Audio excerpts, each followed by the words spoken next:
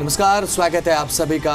ये है साल का 266वां दिन और आप देखना शुरू कर चुके हैं जी दिल्ली एनसीआर हरियाणा पर दिल्ली वाला रेडियो टीवी। मैं हूं आपके साथ बसंत शर्मा और मैं हूं आपके साथ प्रिया शर्मा। हम एक बार फिर से हाजिर हैं हमारे खास कार्यक्रम दिल्ली वाले रेडियो टीवी के साथ। हमारे इस कार्यक्रम में आपको खबर मिलेगी रेडियो और टीवी की गजब कॉम्बिनेशन के साथ, अनोखे लहजे और अलग अंदाज में, जहां आपको खबर सुनाएंगे भी और साथ ही दिखाएंगे भी। दिल्ली की गलियों से लेकर दिल्ली वालों की दिन भर की कहानी तक खबर होगी आपके मतलब। तो कान खोलो, दिल लगाओ और जुड़ जाओ हमारे साथ, चूंकि आप देख रहे हैं दिल्ली वाला रेडियो टीवी।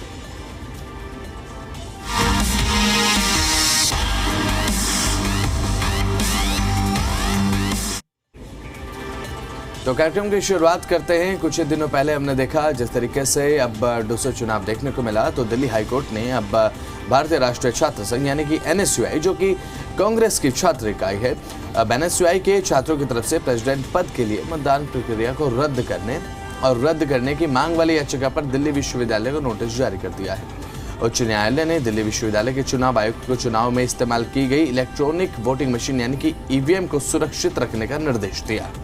ये याचिका डूसू प्रेसिडेंट पद के लिए हुई वोटिंग प्रक्रिया को रद्द करने की मांग को लेकर दाखिल की गई है। उच्च न्यायालय ने ये सुनिश्चित करने का निर्देश दे दिया है कि मतदान और मतगणना के लिए उपयोग की जाने वाली ईवीएम सभी कागजी कार्रवाई और दस्तावेज ताले में सुरक्षित स्थान पर हो।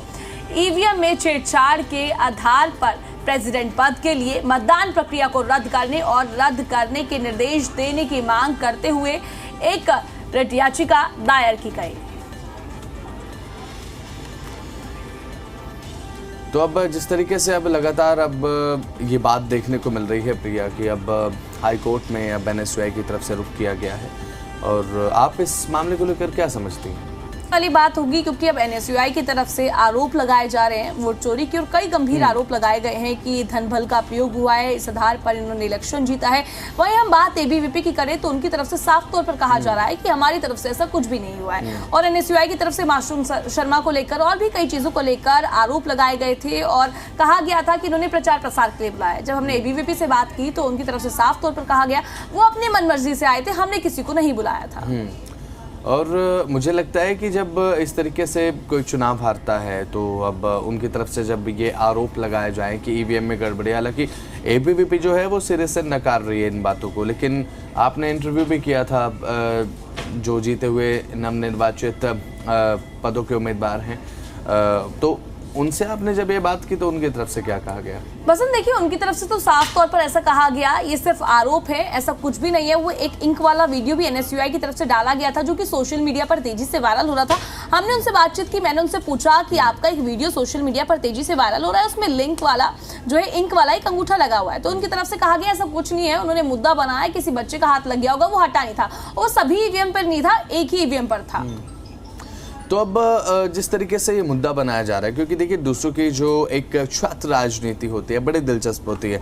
अब एनएसयूआई की तरफ से लगातार ये बात कही जा रही कि ईवीएम में छेड़छाड़ की गई थी और धांधलीबाजी और धन बल के बल पर ये जो चुनाव है वो एबीवीपी जीती है। एबीवीपी लगातार इन आरोपों को खारिज कर रही है।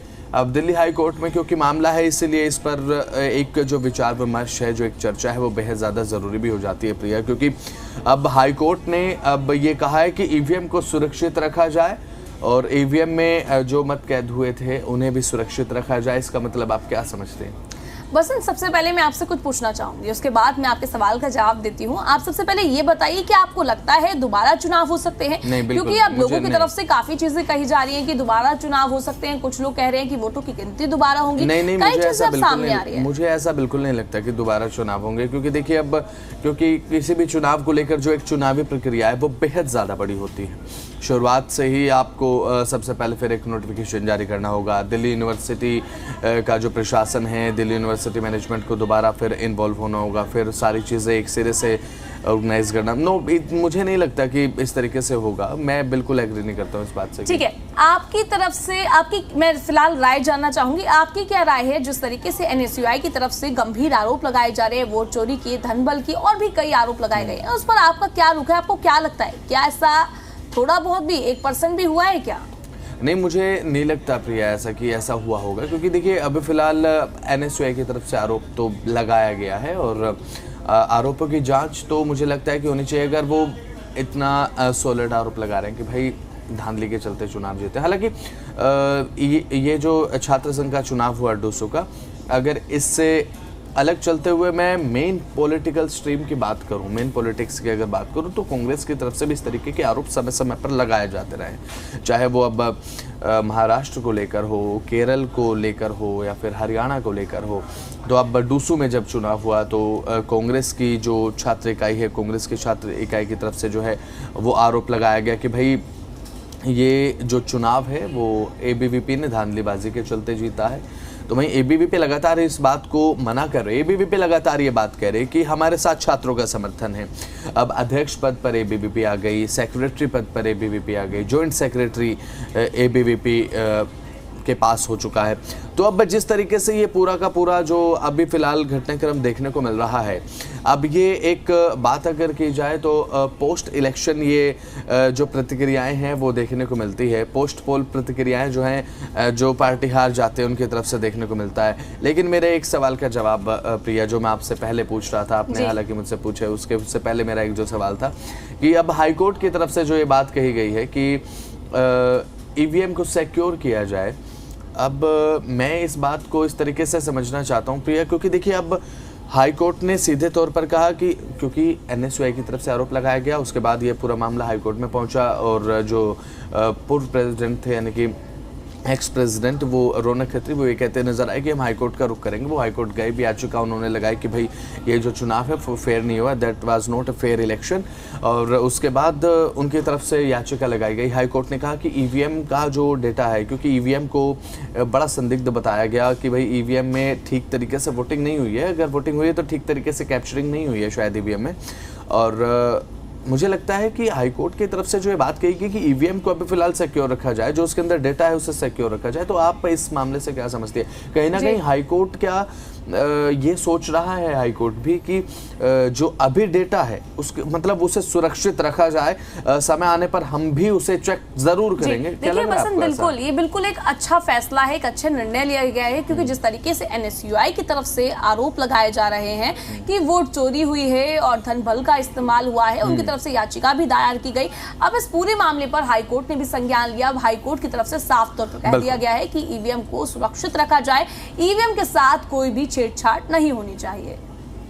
तो अब बिल्कुल अब देखने की बात तो ये होगी कि ईवीएम को लेकर हाईकोर्ट आने वाले समय में क्या देखने को मिलता है, का हाईकोर्ट की प्रतिक्रिया क्या देखने को मिलती है। फिलहाल जो है वो ईवीएम में अब जो वोटिंग हुई, ईवीएम के माध्यम से जो वोटिंग हुई, उसके बाद हाईकोर्ट ने सीधे तौर पर ये कह तो दिया है कि भाई अब लगातार जो ये आरोप एनएसयूआई की तरफ से लगाया जा रहा है, क्योंकि जब हमने देखा एक बड़ा दिलचस्प मुकाबला ज़रूर देखने को मिला, लेकिन ज़्यादा कुछ इस मुकाबले में था नहीं, क्योंकि 3-1 से स्वाइप कर दिया। बिल्कुल। पर बसंत, इस बार का जो इलेक्शन था काफी दिलचस्प रहा है, क्योंकि हमने पिछला चुनाव देखा था उसमें साफ तौर पर देखा गया था कि 2-2 सीटों का हमें बंटवारा देखने को मिला था, पर जो इस बार का चुनाव है, अब की बार जो ये जो चुनाव रहा 3-1 से एबीवीपी ने जो है वो क्लीन स्वीप कर दिया।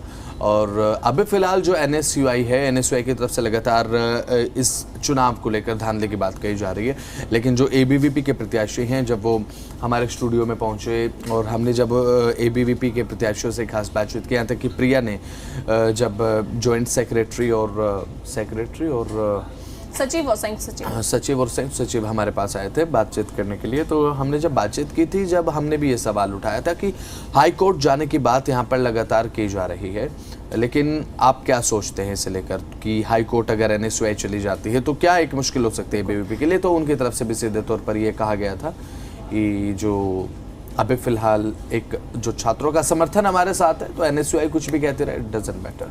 पसंद है कि सवाल भी कई खड़े हो जाते हैं। हाईकोर्ट ने इस पूरे मामले में संज्ञान ले लिया है, दस्तावेज ताले में सुरक्षित स्थान पर हो, ये साफ तौर पर हाईकोर्ट की तरफ से कहा गया है। ईवीएम में छेड़छाड़ के आधार पर प्रेसिडेंट पद के लिए मतदान प्रक्रिया को रद्द करने और रद्द करने के निर्देश देने की मांग करते हुए एक रिट याचिका दायर की गई है, और अब इस याचिका पर हाईकोर्ट साफ तौर पर संज्ञान लेता हुआ नजर आया। देखिए कई सवाल खड़े हो जाते हैं, जब जांच होगी क्या सामने आएगा, क्या जांच की जाएगी, क्या होगा आगे, क्योंकि अब कई सवाल सबके जहन में है। हमारे भी हैं, आपके भी हैं और हमारे दर्शकों के और भी हैं। बिल्कुल प्रिया, देखिए देखने वाली बात अब यही है कि हाई कोर्ट ने अब जब सभी दस्तावेजों को सुरक्षित करने को लेकर बात कहती है कि भाई सभी जो आरोप हैं वो जो लगाए गए एनएसयूआई की तरफ से, उनका संज्ञान यहाँ पर हाई कोर्ट की तरफ से लिया गया और उसके बाद जो सभी दस्तावेज हैं, चाहे उसमें बात ईवीएम की कर ली जाए, तो वो उन्हें आप सुरक्षित रखिए और उन्हें आप ताले के भीतर कैद करके रखिए। उनसे किसी भी हालत में, किसी भी सूरत में कोई भी छेड़छाड़ नहीं होनी चाहिए। तो क्या आने वाले समय में हाई कोर्ट जो है वो इस मूड में नजर आ सकता है कि हाई कोर्ट खुद इस मामले को लेकर एक थोड़ा जांच कराए या फिर जांच के ऐसे निर्देश दे कि भाई जो ईवीएम में डेटा कैद हुआ है, जो ईवीएम में डेटा स्टोर है, उसकी एक बार फिर से जांच की जाए। और ये देखने की बात रहेगी प्रिया, लेकिन मुझे लगता है कि एक जो दोबारा इलेक्शन की प्रक्रिया है उसे तो फॉलो नहीं करवाया जाए, क्योंकि उसमें बहुत ज़्यादा टाइम लगेगा। सबसे पहली बात, क्योंकि अब बात अगर करें, ये सितंबर का महीना चल रहा है और अगस्त सितंबर में क्योंकि अब जो कैंपस की जो क्लासेस है वो भी शुरू हो जाती हैं, और अगर इलेक्शन फिर से हुआ, जो कि बिल्कुल नहीं लगता मुझे होगा, लेकिन अगर ऐसा हो जाता है तो बच्चों की पढ़ाई ख़राब होगी। बच्चों की पढ़ाई ख़राब होने के साथ साथ उनका जो समय है वो इलेक्शन में बीतेगा। एक बार फिर से एक चुनावी जो माहौल है वो मुझे नज़र आएगा। लेकिन इस समय जो है वो बच्चों की पढ़ाई ज़्यादा इंपॉर्टेंट है, क्योंकि समय पर इलेक्शन होना एक अच्छी बात है, लेकिन उसके बाद अगर एक बार फिर इलेक्शन होने के चलते अगर बच्चों की पढ़ाई खराब होती है तो मुझे नहीं लगता कि ये एक फेयर डिसीजन होगा कि भाई दोबारा इलेक्शन कराया जाए। मुझे ऐसा नहीं लगता कि दोबारा होगा। बिल्कुल पसंद। देखिए, यूनिवर्सिटी में दोनों तरीके के बच्चे होते हैं, किसी को ये चीज़ें अच्छी लगती है और किसी को नहीं लगती। अगर समय पर भी इलेक्शन करवाया जाता है तो बहुत सारे स्टूडेंट्स ऐसे हैं, उनकी तरफ से साफ तौर पर कहा जाता है कि भाई ये सब चीज़ें नहीं होनी चाहिए, इससे हमारी स्टडी काफ़ी डिस्टर्ब होती है। और अगर समय पर दोबारा से इलेक्शन किया जाता है तो बिल्कुल स्टूडेंट्स में रोष भी देखने को मिलेगा। पर काफ़ी स्टूडेंट्स पसंद बात करें हम, ऐसे भी हैं जो इन सब चीज़ों में काफ़ी इंटरेस्ट लेते हैं। देखा जाता है कि हाँ भाई, जितनी भी वो मार्च निकालते हैं, रैलियाँ निकालते हैं या वोट की अपील करते हैं, उन सभी में काफ़ी इंटरेस्ट लेकर जो है अपना भाग लेते हैं। और अगर दोबारा से हो गई तो कहते हैं ना, उनकी तो बल्ले बल्ले हो जानी है। लेकिन अब अगर दोबारा इलेक्शन हो गया तो क्या आपको लगता है कि एबीवीपी इस चीज़ को एक्सेप्ट करेगी? बिल्कुल नहीं करेगी। और जिन बच्चों ने एबीवीपी को मत दिया है और केवल इस मांग के चलते कि एनएसयूआई कह रही है कि धांधलेबाजी हुई है, केवल इस मांग पर अगर दोबारा इलेक्शन हो जाएगा तो क्या उन बच्चों में उत्साह नजर आएगा जिन्होंने वोट किया?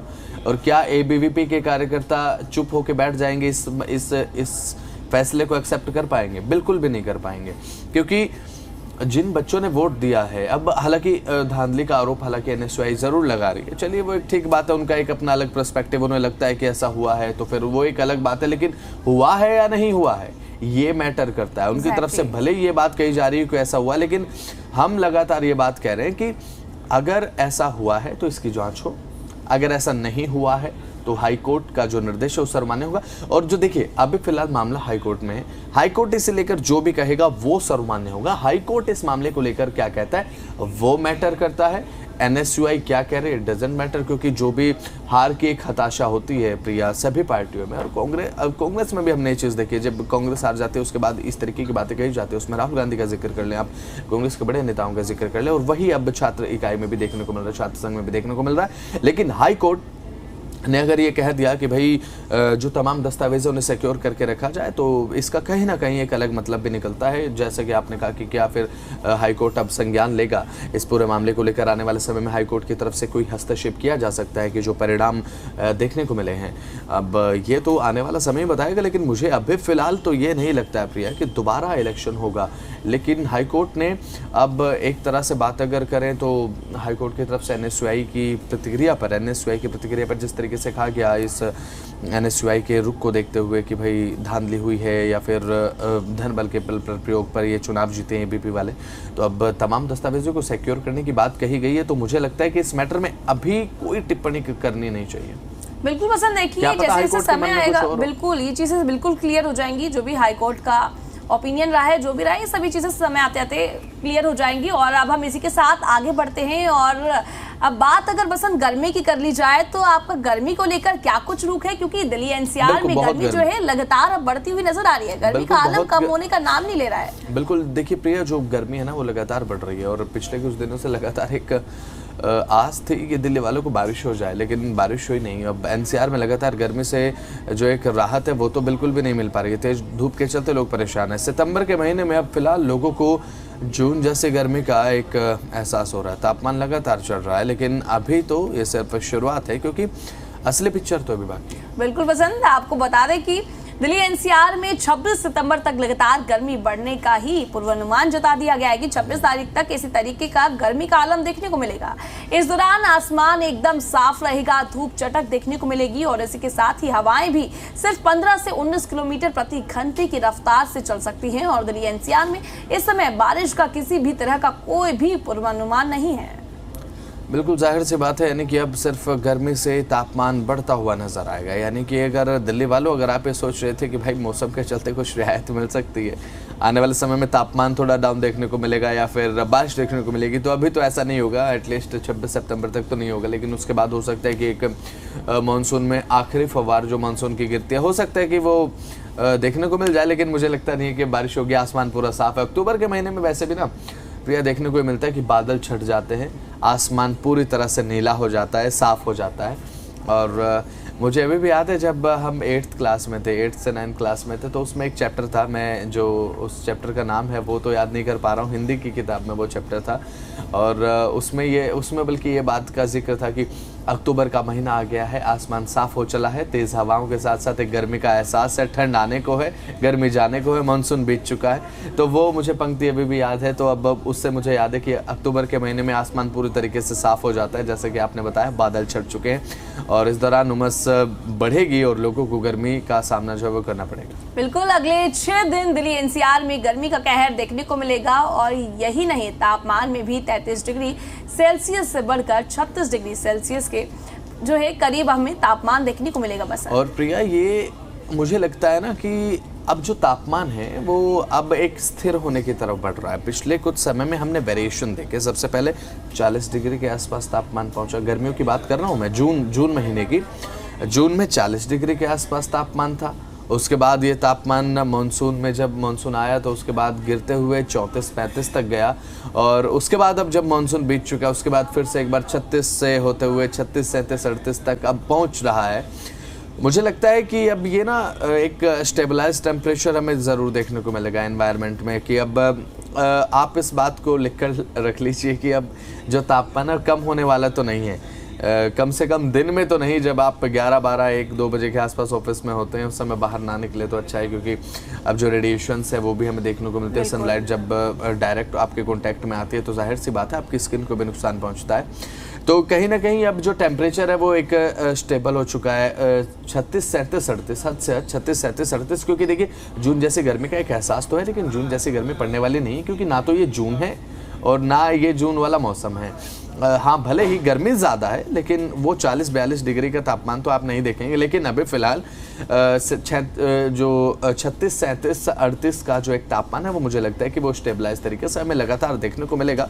और हो सकता है कि आने वाले समय में एक मानसून की जो आखिरी फवार होती है, जिसकी किसानों को भी दरकार रहती है, वो एक देखने को मिल जाए। लेकिन अब फिलहाल जो गर्मी से एक जो राहत है वो तो फिलहाल नहीं देखने को मिलने वाली, कुछ दिन तक, एटलीस्ट 26 तक तो नहीं देखने को मिलेगी, 3 से 4 दिन तक। बिल्कुल पसंद। देखिए, आने वाले 6 दिन जो है अब वो लोगों को काफी परेशान करने वाले हैं, क्योंकि गर्मी जिस तरीके से देखने को मिल रही है, पूर्वानुमान भी जता दिया गया है कि भाई गर्मी इन 6 दिनों देखने को मिलेगी। और अभी से लोगों का हाल बेहाल है। लोगों की तरफ से कहा जा रहा है कि भाई घर से निकलना बिल्कुल मुश्किल हो गया है, जिस तरीके से लगातार गर्मी देखने को मिल रही है और काफी लोग अब बीमार हो रहे हैं। ये मौसम ही कुछ ऐसा है। जैसे कि आपने कहा गर्मी में बिल्कुल पसंद, आप भी निकलते हैं, आप निकल के आए हैं अभी ऑफिस? मैं तो नहीं निकलता बिल्कुल। मैं अगर दिन में गर्मी ज्यादा हो तो ऑफिस के बाहर जाने का मतलब नहीं बनता है। उसके बाद आपकी छुट्टी हो जाए गर्मी में, दोपहर के समय वो अलग बात है कि आपको जाना पड़ता है। और उस समय अच्छा लगता है कि घर जा रहे हैं भाई, उसमें गर्मी का पता नहीं रहता। तो अब ये तो हमने मौसम की बात आपको बताई, तो चलिए इसके साथ आगे बढ़ जाते हैं। दिल्ली सरकार ने अब रामलीला, दुर्गा पूजा और दशहरा के आयोजनों को लेकर लाउड स्पीकर के इस्तेमाल की अनुमति को अब आधी रात तक बढ़ा दिया है। जी हाँ, यानी कि आधी रात तक अनुमति दी है कि लाउड स्पीकर आप बजा सकते हैं। अधिकारियों के अनुसार दिल्ली में रामलीला और दुर्गा पूजा उत्सव के लिए लाउड स्पीकर का समय रात 10 बजे से बढ़ाकर अब 12 बजे तक कर दिया गया है।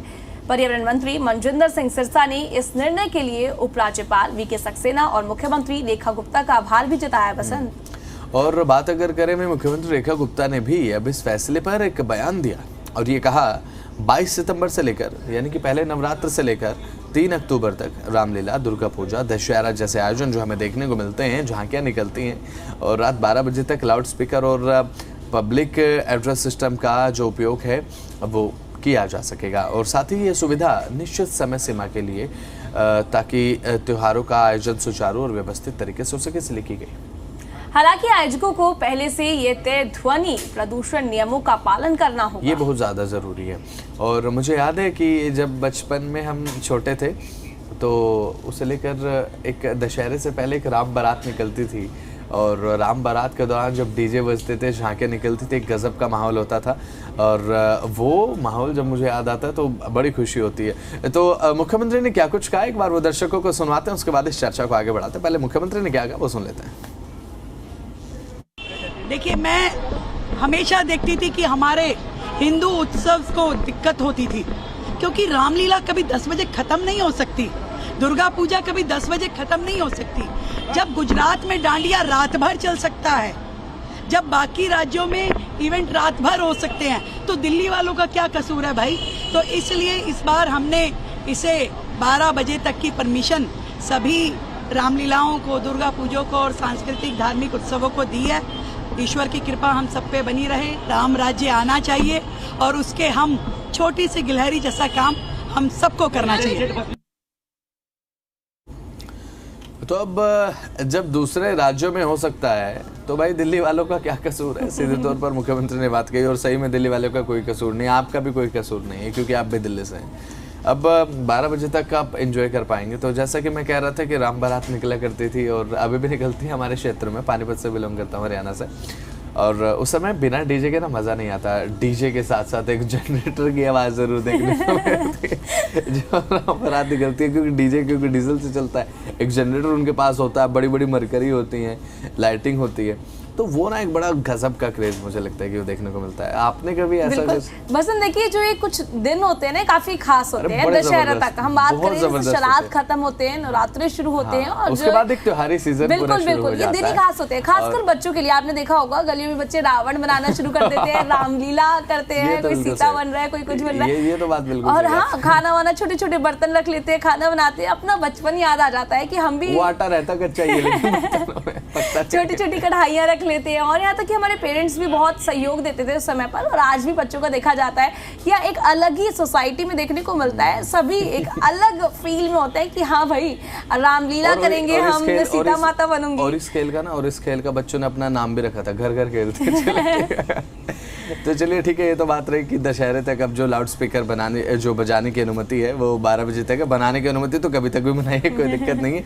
तो बात कर रहे थे पेट्रोल डीजल को लेकर। आज दिल्ली में पेट्रोल के दाम है 94 रुपये 77 पैसे प्रति लीटर। डीजल के जो दाम है वो 87 रुपये 66 पैसे प्रति लीटर है। सीएनजी के दाम 76 रुपये 54 पैसे प्रति किलोग्राम के हिसाब से। यानी कि घर से अगर आप निकल रहे हैं, क्योंकि 9 बजे का समय वैसे ही होता है कि जब दिल्ली का कॉर्पोरेट सेक्टर निकल कर और दिल्ली को आगे बढ़ाने का काम करता है, लगता है कि दिल्ली उठी है भाई, चलिए ठीक है, चाय पी के सुबह सुबह चाय रस खाएं, चाय पैन खाएं, उसके बाद पेट्रोल डलवाते हैं। और मैंने कल ऑफिस से निकलने के बाद पेट्रोल डलवाया था और मैंने जब टैंक फुल कराया तो उसके बाद मुझे पता लगा भाई अरे यार कितना बढ़ गया दाम, शायद थोड़ा कम हो जाए। क्योंकि मैंने नोएडा में डलवाया था, तो नोएडा में बता देते हैं, नोएडा में पेट्रोल की कीमत है 94 रुपये 71 पैसे प्रति लीटर, जो यानी कि 6 पैसे कम है दिल्ली के मुकाबले। दिल्ली में अब क्योंकि पेट्रोल की कीमत 94 रुपये 77 है, तो 94 रुपये 71 नोएडा में है। डीजल की जो कीमत है वो 87 रुपये 81 पैसे प्रति लीटर है। और सीएनजी की कीमत क्या है प्रिया? क्योंकि अब देखिए बात कर लेते हैं नोएडा में सीएनजी की कीमत कितनी है, 84.70 प्रति किलोग्राम है। आधा इंग्लिश में आधा हिंदी में मिक्स कॉम्बिनेशन होना चाहिए। हमारा एक खास कार्यक्रम है बसंत। चलिए आगे कॉम्बिनेशन होना चाहिए। बिल्कुल। तो सीएनजी के साथ आप डीजल भी मिक्स करवा लीजिए, मुझे लगता है किसी तो एक अच्छा लगेगा। तो चलिए ठीक है, इसके साथ अब पेट्रोल डीजल के तो दाम हमने आपको बता दिए, लेकिन अब गोल्ड और सिल्वर, क्योंकि त्योहारी सीजन है, 24 कैरेट सोने के जो दाम है वो 1,12,155 रुपए प्रति 10 ग्राम है। 10 ग्राम नोट कर लीजिए, यहाँ पर 1 किलोग्राम नहीं है। चांदी के दाम क्योंकि किलोग्राम में 1,32,869 रुपए प्रति किलोग्राम के हिसाब से चांदी ऑल टाइम हाई पर है। तो वसंत देखिए, सोने चांदी के दाम तो लगातार बढ़ रहे हैं। क्या आप भी सोच रहे हैं कि सोना चांदी अब खरीद लें या नहीं? नहीं, मैं अभी बिल्कुल नहीं सोच रहा हूँ, क्योंकि अभी 1 तारीख आएगी तो सैलरी आएगी, उसके बाद देखूंगा उसको। उस समय भी मैं सोना नहीं सोचूंगा, खरीद सोना बहुत ज्यादा हो चुका है। तो ये तमाम खबरें हमने आपको बताई जो कि आपके मतलब की थी। सोने चांदी के दाम हो, पेट्रोल के दाम हो, या फिर दिल्ली सरकार की तरफ से लिए हुए निर्णय ही क्यों ना हो। तो चले फिलहाल इस खास कार्यक्रम में इतना ही, कल मिलते हैं। इसी के साथ अभी चाहेंगे इजाजत, नमस्कार।